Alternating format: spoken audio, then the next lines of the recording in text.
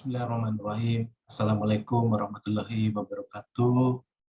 Salam sejahtera bagi kita semua. Kali ini kita akan bahas tentang materi perencanaan dan pengembangan bisnis dengan chapter pembahasan tentang pengertian dan kedudukan rencana bisnis yang perlu kita pahami dalam mata kuliah perencanaan dan pengembangan bisnis. Di skup apakah nantinya perencanaan dan pengembangan bisnis ini kita akan bahas. Kali ini kita bahas yang pertama tentang pengertian dan kedudukan rencana bisnis atau bisnis plan yang banyak kita sering dengar selama ini. Ya. Oke, baiklah kita mulai.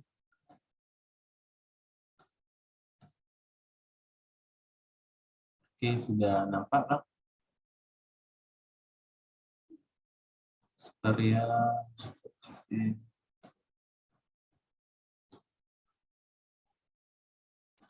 Oke.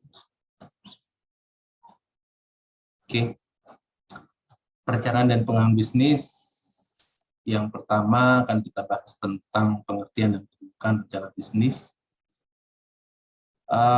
Maksud dan tujuan seseorang atau perusahaan menyusun sebuah rencana bisnis. Ada 3 kemungkinan tujuan mereka menyusun rencana bisnis. Yang pertama biasanya untuk memulai sebuah bisnis baru. Yang kedua, ingin menjalankan dan mengembangkan sebuah bisnis atau sebuah usaha yang sudah dijalankan selama ini. Dan yang ketiga adalah mengajukan permohonan pembiayaan kredit atau investor, ya. Kita memaparkan rencana bisnis ini di hadapan investor, calon investor atau calon kreditor, ya. Intinya lebih kepada untuk mengajukan permohonan pembiayaan kredit. Poin terakhir atau yang ketiga ini yang biasa menjadi tujuan sekaligus alasan kebanyakan orang mengapa mereka menyusun rencana bisnis. Namun semakin banyak orang menyadari bahwa rencana bisnis juga penting bagi pengelola bisnis untuk dijadikan pedoman, ya, dan panduan dalam mengembangkan usahanya, sehingga mata kuliah perencanaan pengembangan usaha ini sangat penting untuk kita pelajari, ya, terkait fungsi dari bisnis plan atau rencana bisnis yang dibangun oleh seseorang maupun perusahaan. Sebuah rencana bisnis yang baik bisa membantu meyakinkan investor atau kreditor tadi, yang sebagian besar orang membuat rencana bisnis itu untuk pembiayaan. Ya. Kalau bisnis plan-nya baik, akan menjadi semakin mudah untuk mengembangkannya. Oke,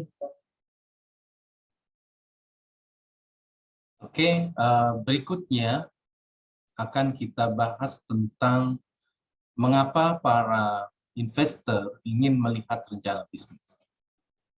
Yang pertama adalah rencana bisnis selalu mengandung informasi tentang keuangan dari segi historis, sekarang maupun yang akan datang. Jadi dari rencana bisnis kita bisa melihat informasi keuangan yang memungkinkan dibutuhkan ke depan oleh sebuah usaha atau sebuah bisnis. Yang kedua adalah rencana bisnis memberikan penjelasan mengenai perusahaan dan pasarnya. Bagaimana sih perusahaannya dideskripsikan dalam bisnis plan tersebut dan prospek pasar yang akan dilayani oleh sebuah bisnis. Yang ketiga, rencana bisnis memuat seluruh rencana dan strategi perusahaan untuk mencapai keberhasilan atau memperoleh kesuksesan dari sebuah bisnis tersebut. Yang keempat, rencana bisnis memberitahukan kepada mitra keuangan potensial tentang perusahaan. Jadi kepada kita ingin mendapatkan pembiayaan dari investor, mitra keuangan tersebut, atau prospek para investor yang memungkinkan kita suguhkan bisnis plan kita, sehingga kita akan mendapatkan pembiayaan tersebut. Oke, rencana bisnis yang dimiliki perusahaan akan mencerminkan antisipasi tanggapan yang akan diberikan oleh perusahaan terhadap konstel persaingan, ya, atau lingkungan yang sangat dinamis dalam dunia bisnis, yang senantiasa berubah, ya, dinamis. Kalau kita ingat dulu semasa kita belum menggunakan banyak menggunakan mobile phone, handphone, ya. Dulu era tahun 80-an itu ada yang namanya wartel, warung telekomunikasi. Pada saat itu tingkat pertumbuhan penjualannya cukup tinggi, sangat tinggi bisa dikatakan, serta memiliki keuntungan usaha yang sangat menarik, sehingga muncul banyak wartel-wartel atau usaha-usaha wartel tersebut di berbagai tempat, ya, terutama di Indonesia. Tetapi dengan meluasnya pemasangan jaringan telepon rumah pada saat itu sangat terbatas, ya, sehingga wartel itu sangat prospek berkembang sangat cepat pada saat itu. Kalau masa-masa awal telepon itu nggak pakai nomor, hanya puter gitu, tolong sambungkan Pak Ali gitu, ya. Nah, ini perkembangan telepon, sehingga jadi pakai nomor, wartel, berkembang usaha wartel pada saat itu. Semakin berkembang, semakin banyak orang menggunakan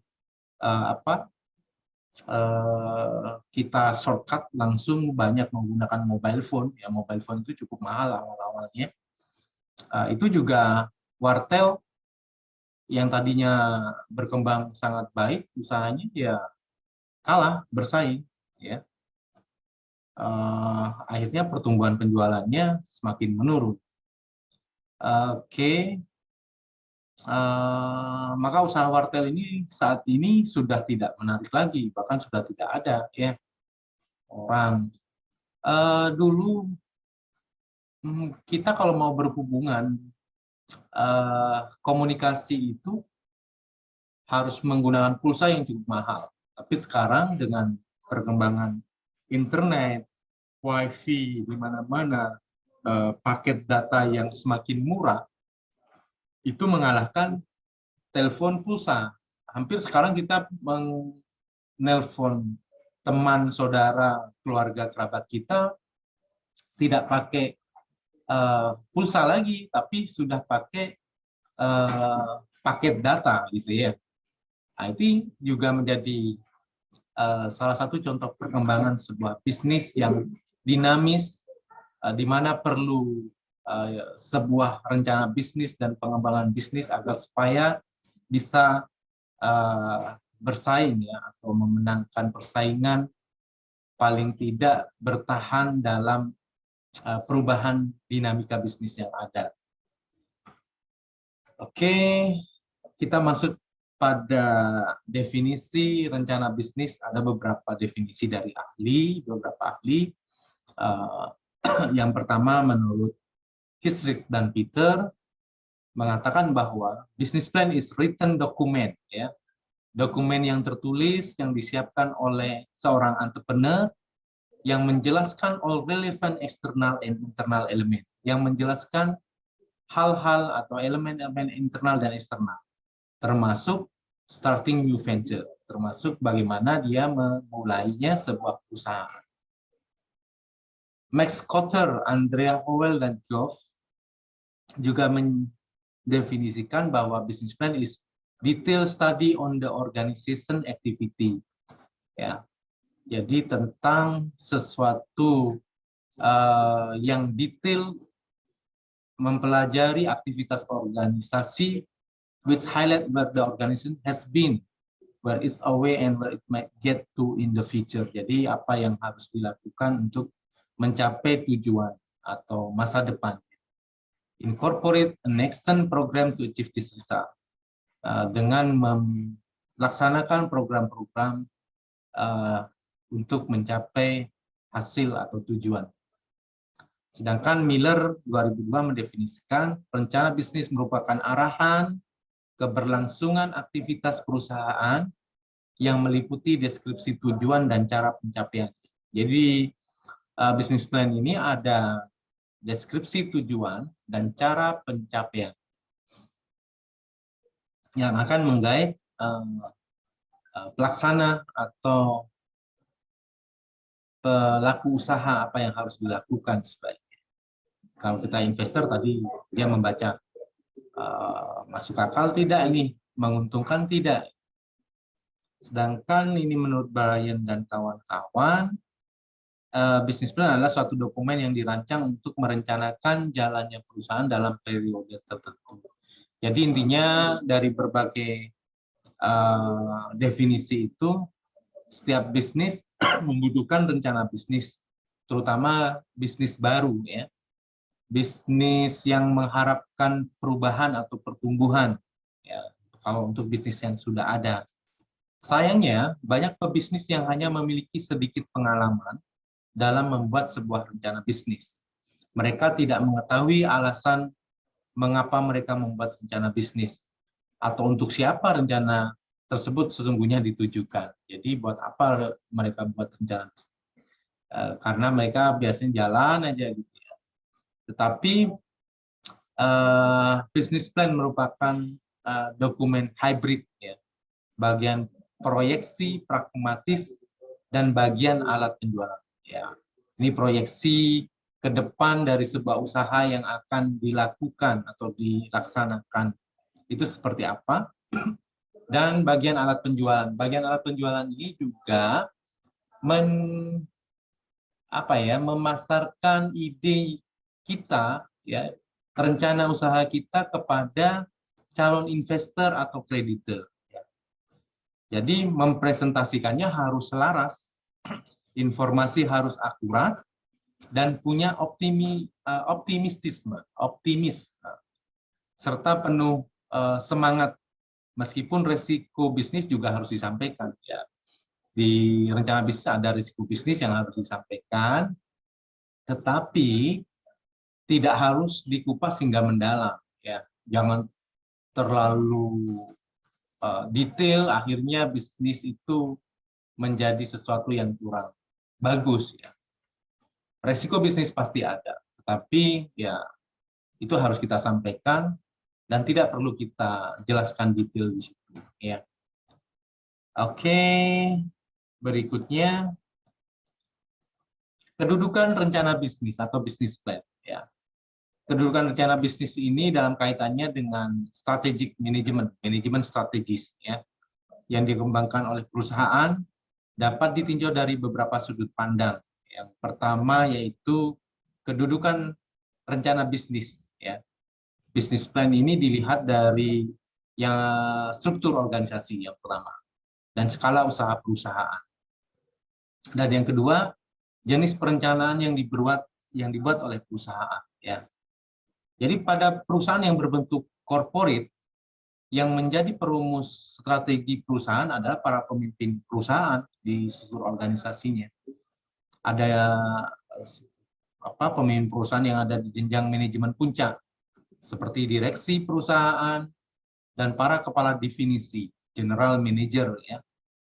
Penyusunan pada perusahaan berbentuk strategi perusahaan dapat melibatkan tokoh kunci ya, dari berbagai jenjang organisasi yang diperlukan untuk memberikan masukan mengenai berbagai rencana yang akan diberlakukan pada jenjang manajemen yang lebih rendah. Ini dari struktur organisasi dan jenis perencanaan yang dibuat oleh perusahaan ya. Oke, cara mengembangkan usahanya ya. Sebelum melakukan pengembangan usaha, hendaknya dilakukan suatu kajian yang cukup mendalam untuk mengetahui apakah usaha yang dilakukan itu layak atau tidak layak, visible atau tidak visible, unvisible ya. Sebelum membahas tentang rencana bisnis Anda yang patut dipertanyakan, mengapa harus mengembangkan usaha ya. Mengembangkan suatu usaha merupakan jawaban dari analisis yang sifatnya strategis yang diputuskan oleh manajemen tingkat atas. Mengembangkan usaha caranya adalah bermacam-macam. Cara mengembangkan usaha ada dua alternatif besar sebenarnya. Yang pertama adalah membuat perusahaan baru yang dikenal secara umum sebagai anak perusahaan, ya, konglomerat atau korporasi.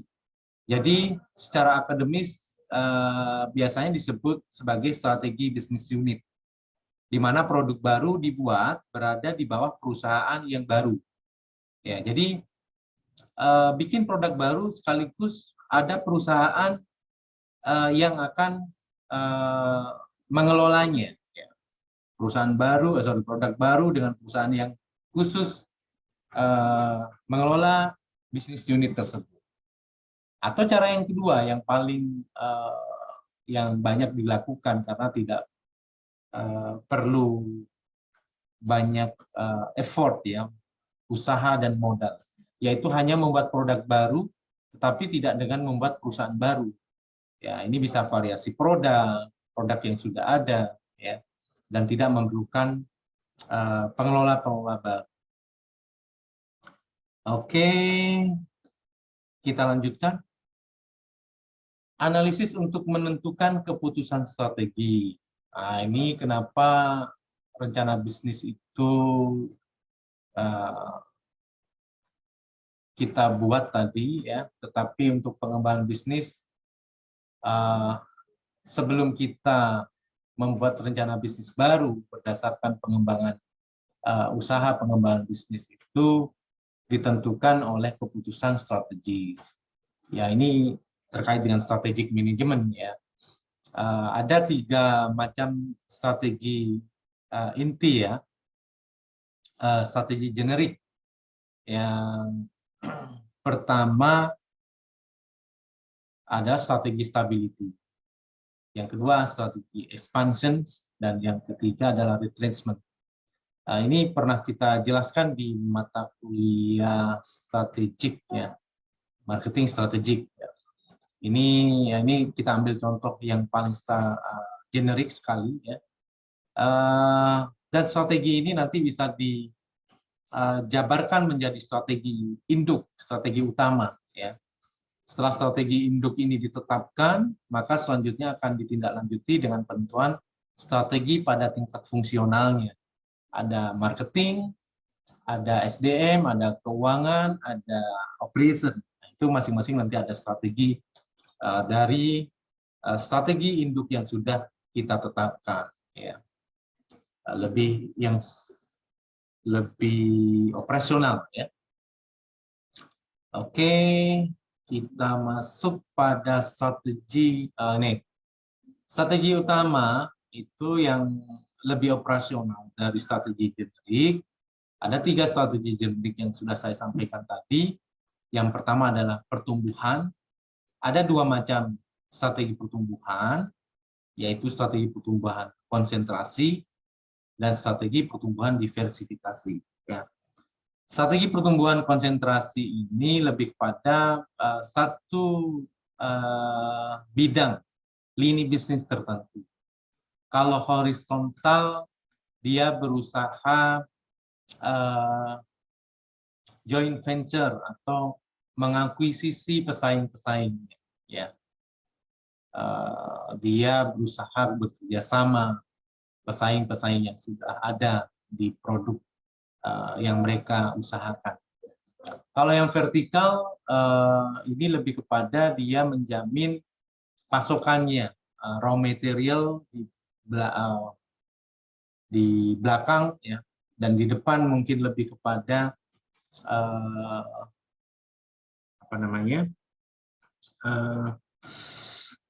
pertumbuhan konsentrasi ke depan. Dia ingin menjamin ketersediaan outlet atau distributor ya, tempat-tempat distributor. Dia berusaha mengakuisisi vertikal ke depan. Apa yang bisa dilakukan? Dua-duanya bisa. Jika punya biaya atau sumber daya yang memadai, bisa dilakukan. Ya. Strategi utama yang kedua terkait strategi generik, yaitu pertumbuhan diversifikasi. Dia mendiversifikasi dari lini produk yang sudah ada, bisa terpusat dan konglomerat. Kalau terpusat itu ya satu fokus, konglomerat berbagai macam lini ya, tambahan lini konglomerat ya, atau konglomerasi. Strategi pertumbuhan itu kita lakukan pada saat kita memiliki sumber daya yang cukup baik, cukup besar dibandingkan para pesaingnya. Ya, mungkin raw material, supplier, atau yang mendukung bahan mentah kita beli itu. Kita akuisisi menjadi perusahaan yang vertikal ke belakang. Ya. Horizontal, pesaing kita beli juga, karena kita mampu.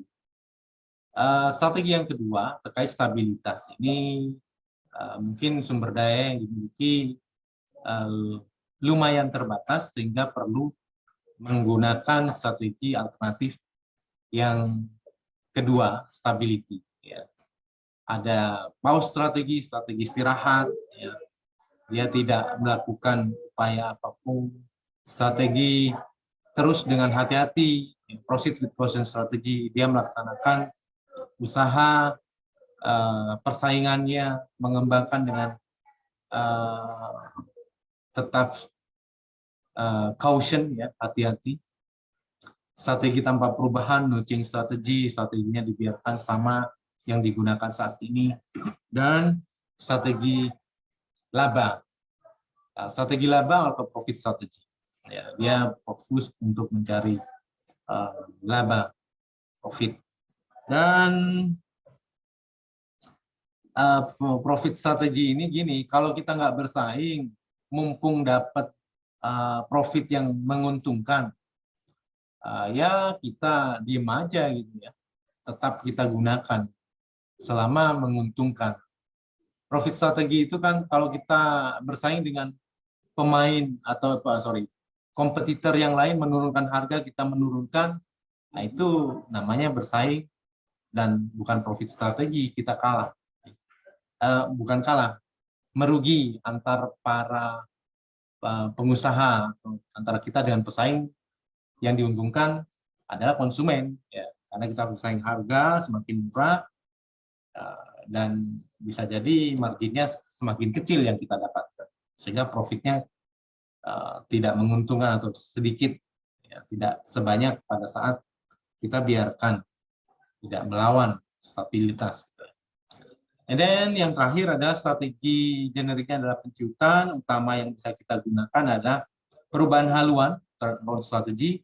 Strategi merubah, bisa lini bisnisnya, turnaround karena kurang bagus lagi. Intinya strategi penciutan ini strategi terakhir yang memang yang paling dihindari, ya.